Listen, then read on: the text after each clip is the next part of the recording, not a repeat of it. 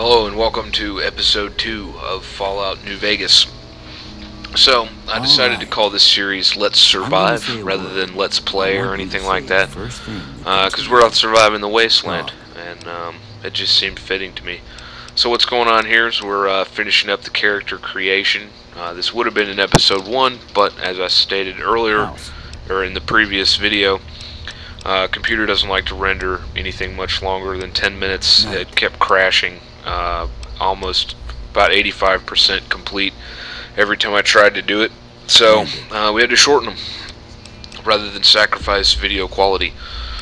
So here he's asking me questions, or saying a word, and I say the first word that comes to mind. Generally the first word that came to mind was the first conversation option.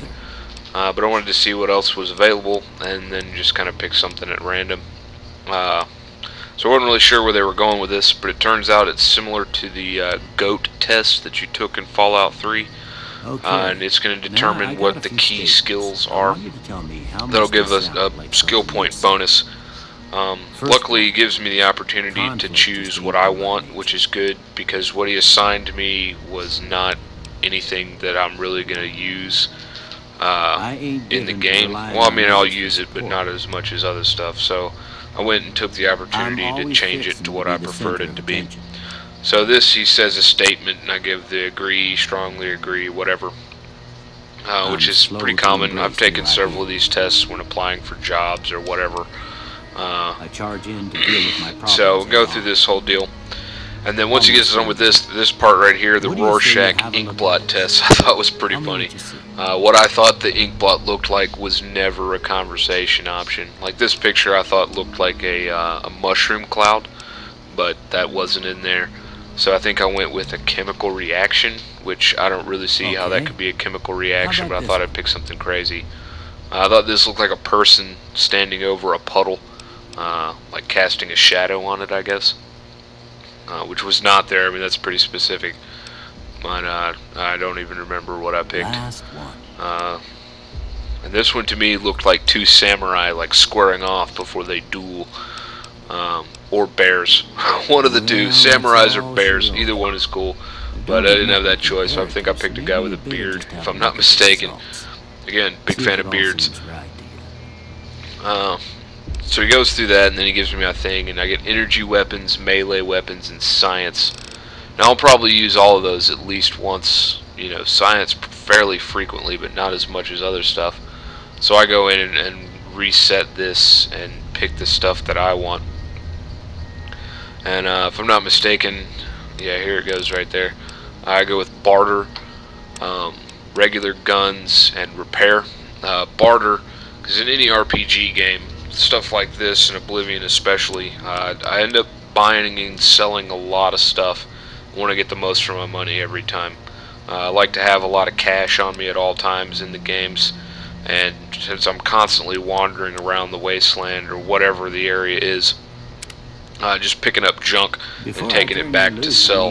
I want to make sure that I can get as much money as possible, or buy as cheaply as possible every time. And then guns, rather than any of the other crazier weapons, I just go with guns because the conventional ammunition is much easier to find. And a gun will take care of just about anything. And then repair, obviously, to fix stuff. So this part right here, choosing traits. I don't remember this from the last game, but that's not to say that it wasn't in there. But essentially all these things, you can pick up to 2 or none. I ended up going with none because they all give some kind of benefit, like increased rate of fire, or increased accuracy, or better critical hit chance, or something like that. But then they also have a disadvantage to them. And when I was going through the list, nothing really jumped out at me as having enough of an advantage to outweigh the disadvantage. So before I go out of this guy's house, I look around at some of this stuff and notice that none of it counts as stealing if I take it. So rather than go ahead and take it now, I decided to come back later on and loot his pad. Here, these are yours. It's going to happen.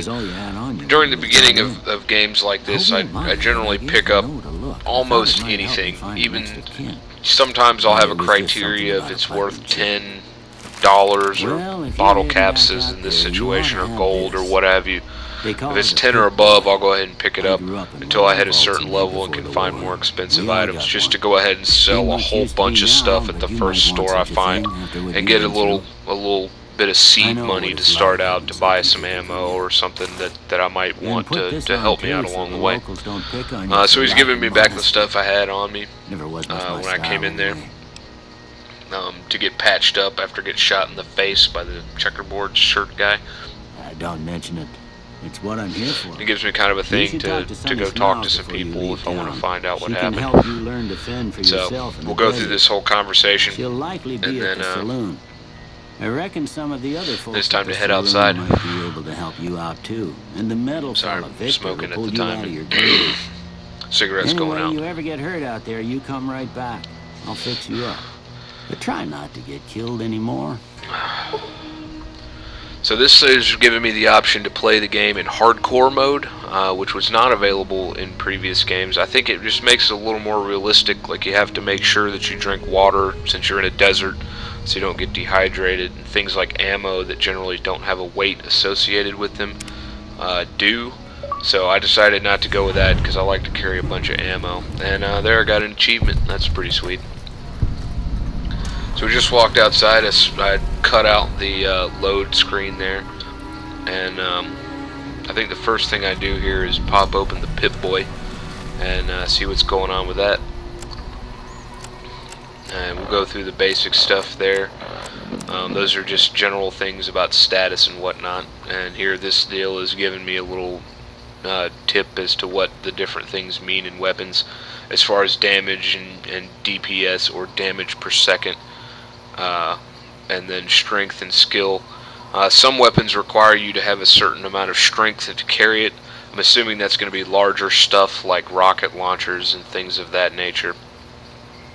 Condition is what shape the weapon is in, and as you shoot guns and wear armor and it takes damage, it'll get damaged and you'll have to repair it. And then repair is obviously to repair things. If you have a weapon or a piece of armor that's similar or the same as what you have, as what you want to repair, then you can repair it using, I guess, the parts from the other. This is giving me pretty much the same information for apparel that it did for weapons. I think DT is damage threshold is what they're calling it. It's essentially for armor, what amount of damage it's going to remove from, say, if you get shot by a gun and it does 20 and your thing protects you from 10, then you only take 10.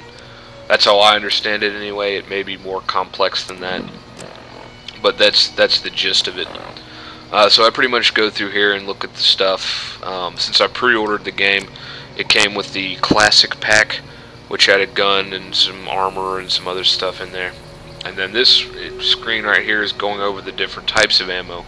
Unlike Fallout 3, there are different types of ammo available for pretty much every weapon as far as I can tell, such as armor piercing, which pierces armor, obviously, hollow point, which does more regular damage, like to things that are not armored, and then the other stuff is slugs for shotguns, and overcharge, which is used for enemy weapons, or not enemy weapons, energy weapons, excuse me.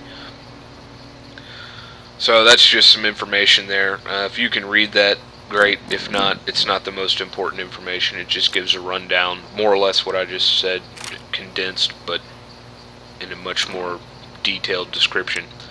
So then I play around with the radio, check out the radio stations, because it's always cool to rock the radio on your Pip-boy.